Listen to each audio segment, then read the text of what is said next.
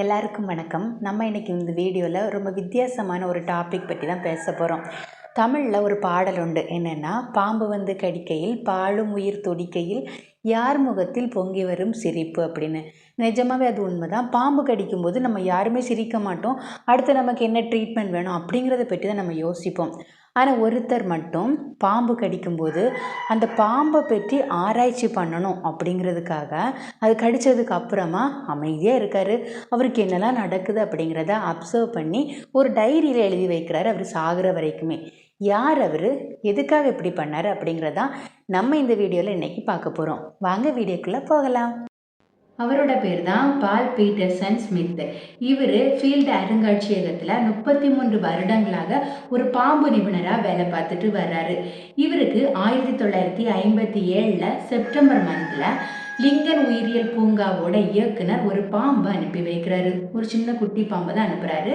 இந்த பாம்பை பற்றி ஆராய்ச்சி பண்ணுங்க அப்படின்னு சொல்லிட்டு அனுப்பி வைக்கிறாரு. இந்த பாம்பு சவுத் ஆப்பிரிக்காவில் இருக்கக்கூடிய பச்சை நிற வகை பாம்பை சேர்ந்தது. அந்த டைமில் எல்லாருமே என்ன நினச்சிட்டு இருக்காங்கன்னா, இந்த பாம்பு வந்துட்டு விஷம் இல்லாதது, இதோட விஷம் வந்துட்டு யாரையும் கொல்லாது அப்படின்னு நினச்சிட்டு இருக்காங்க. ஸோ இவருமே ரொம்ப கேர்ஃபுல்லாக தான் இந்த பாம்பை வந்துட்டு ஹேண்டில் பண்ணுறாரு. பாம்பை ஹேண்டில் பண்ணும்போது ஃபஸ்ட்டு பார்க்குறாரு, பாம்பு ரொம்ப தோல் மினுமினுப்பாக இருக்குது. இதோட தலை வந்துட்டு இதை மாதிரி இருக்கக்கூடிய இன்னொரு பச்சை பாம்பு வகையை ஒத்து இருக்குது, உருண்டை தலையாக இருக்குது, இப்படிலாம் எழுதுறாரு. அதுக்கப்புறமா பாம்பை ஃபுல்லாக எக்ஸாமின் பண்ணி பார்க்கும்போது இதோட மலைக்குடலை பார்க்குறாரு. மலைக்குடல் வந்துட்டு 2 வகையாட்டு திறக்காம ஒரே தரப்பு இருக்குது இந்த மலைக்குடலில். ஸோ இவருக்கு ரொம்பவே ஆர்வம் அதிகம் ஆகுது. சரி, இந்த பாம்பு இப்படி இருக்குது, இன்னும் இதை ஆராய்ச்சி பண்ணணும்னு சொல்லி ரொம்ப ரொம்ப கேர்ஃபுல்லாக தான் ஹேண்டில் பண்ணுறாரு. அதை அப்படியே தூக்கி பிடிச்சி முகத்துக்கு நேர வச்சு பார்க்குறாரு. பார்க்கும்போது எதிர்பாராத விதமாக அந்த பாம்பு என்ன பண்ணிடுது, அவரை கொத்திடுது. அவர் வந்துட்டு டென்ஷன் ஆகவே இல்லை. ஏன்னா அவரும் அவர் கூட வேலை பார்க்குறவங்க எல்லாருமே அது வரைக்கும் என்ன நினச்சிட்டு இருக்காங்கன்னா, இந்த பாம்பு வந்து விஷம் இல்லாதது, ஸோ இந்த பாம்பு கடிச்சா என்னெல்லாம் நடக்கும் அப்படிங்கிறத நம்ம வந்துட்டு கண்டிப்பாக ரெக்கார்ட் பண்ணணும் அப்படின்னு இவர் பர்சனலாக நினைக்கிறாரு. ஸோ இதுக்கான ட்ரீட்மெண்ட்டை அவர் எடுக்கிறதுக்கு தயாராக இல்லை. அதுக்கப்புறமா நடக்கிறது எல்லாத்தையுமே இவர் ஒரு டைரியில் நோட் பண்ணி வைக்க ஆரம்பிக்கிறாரு. அதுக்கப்புறமா என்ன நடந்துச்சு அப்படிங்கிறத டீட்டெயிலாக இவர் டைரியில் எழுதி வச்சிருக்காரு.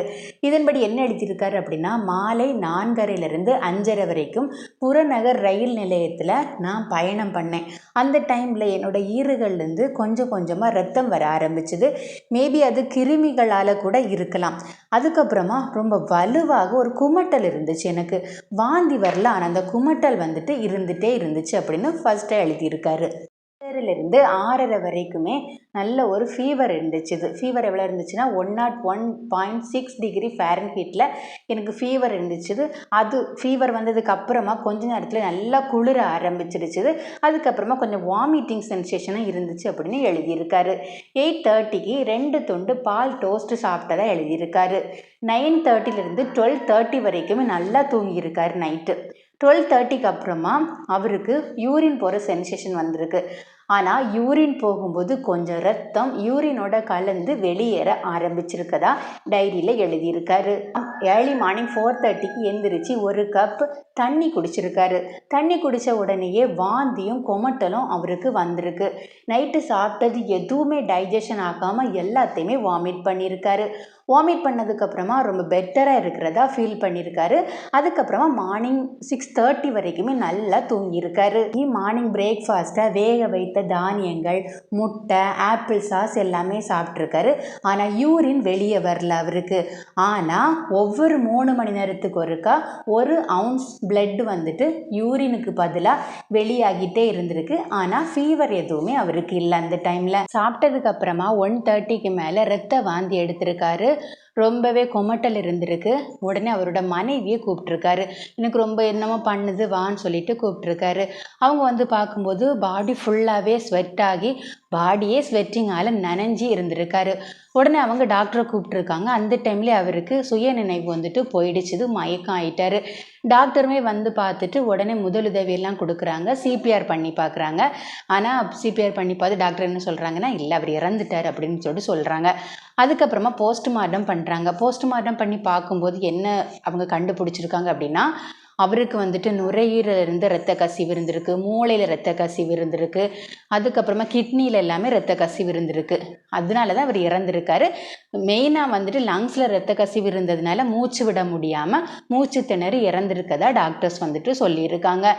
இதை கேட்கும்போது நமக்கெல்லாம் என்ன தோணும், இவர் பேசாமல் ட்ரீட்மெண்ட் எடுத்திருந்தா பொழைச்சிருக்கலாம்ல அப்படின்னு நம்ம நினைக்கலாம்.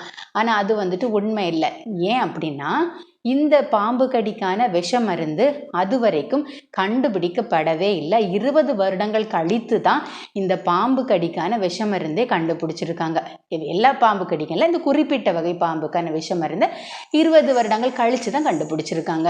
இப்படி தன்னோட ஆராய்ச்சிக்காக தன்னோட உயிரையே பணயம் வச்ச இந்த பாம்பு நிபுணர் பற்றி நீங்கள் என்ன நினைக்கிறீங்க அப்படிங்கிறத மறக்காம கமெண்டில் சொல்லுங்கள். உங்களுக்கு பாம்பை பார்த்தா பயமா அப்படிங்கிறத மறக்காம கமெண்டில் சொல்லுங்கள். இந்த வீடியோ உங்களுக்கு பிடிச்சிருந்துச்சுன்னா மறக்காமல் லைக் பண்ணிவிட்டு என்னோட சேனலை ப்ளீஸ் சப்ஸ்கிரைப் பண்ணுங்கள். எனக்கு ரொம்பவே ஹெல்ப்ஃபுல்லாக இருக்கும். ரொம்ப ரொம்ப நன்றி. பாய்.